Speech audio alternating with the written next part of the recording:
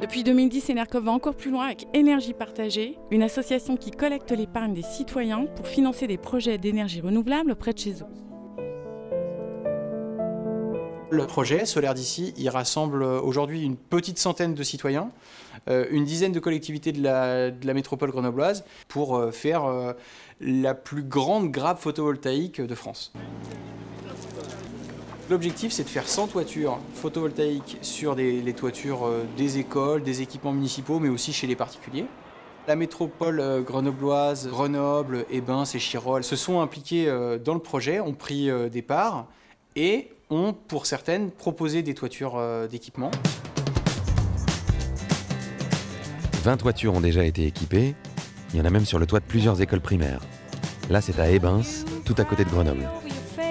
Moi, j'ai adopté 4 panneaux solaires. Je suis donc seule avec 3 enfants. Il y a Fabienne, il y a le panneau Fabienne, c'est moi. Et puis ensuite, il y a le panneau Baptiste, Adrien et Eva.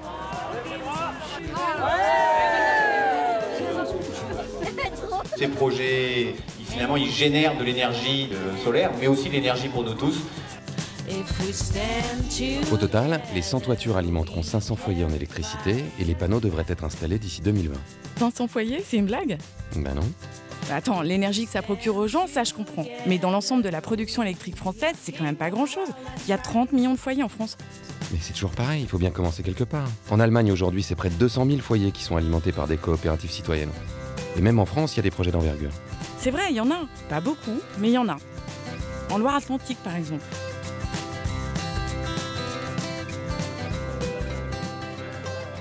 On consomme de l'énergie, il faut qu'on prenne part au développement de ces énergies. Et avant, on s'opposait beaucoup, notamment au nucléaire. Et là, ce qui a fait tenir les gens aussi, c'est qu'on travaillait pour un projet.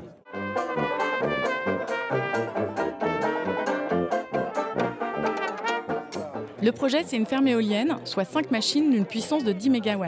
Elles vont fournir de l'électricité pour 7000 habitants. Là, tu vois, ça ressemble à quelque chose.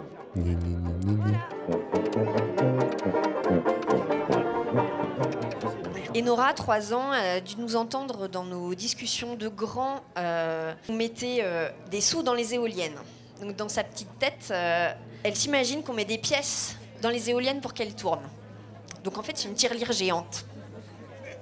Moi, j'ai mis de l'argent, ouais. Je ne l'ai pas mis pour moi, je l'ai mis pour mes petits-enfants. Vous avez mis combien? J'ai mis, je crois que c'est 1500 €, un truc comme ça. On s'approprie ces possibilités-là, qui étaient avant, enfin qui jusqu'ici sont quand même détenues par l'État, quoi, on va dire. Mais attention, c'est le genre d'initiative qui met des années à se monter. Il a fallu que tout le monde coopère. Les habitants du coin, les collectivités qui ont apporté environ 700 000 €, les banques qui ont prêté 17 millions, les élus qui ont appuyé le dossier et les paysans qui ont loué leurs terres. C'est le principe du tabouret dont parlait le maire de Grenoble. C'est possible en mouillant la chemise, en associant beaucoup de monde et en se formant. Parce que sans formation des acteurs citoyens notamment, mais aussi des collectivités locales, c'est un projet qu'on dit « c'est pas pour nous, c'est pour des développeurs industriels ». Avec l'électricité produite, la ferme va engranger environ 2 millions d'euros par an. Cet argent permet de rembourser l'emprunt, de rémunérer les petits investisseurs, tandis que les communes peuvent baisser leurs impôts locaux ou créer plus de services publics. Mais le vrai booster de ces projets citoyens, c'est l'arrivée du NOA en 2016 qui facilite la transition énergétique. Moi, quand je viens inaugurer un champ éolien ici, je suis obligatoirement heureux.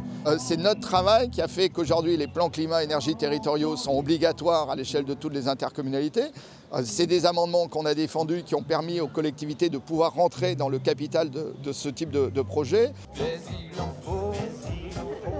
Je crois que la population aujourd'hui, elle a compris que l'éolien et le photovoltaïque, c'est moins cher et moins dangereux que le nucléaire. Elle a compris que l'effet de serre, c'est une menace pour ses enfants. Non, je crois qu'aujourd'hui, c'est des lobbies, des pouvoirs installés qui ne veulent pas d'une transition qui leur fait perdre tout simplement le pouvoir et les revenus qui vont avec.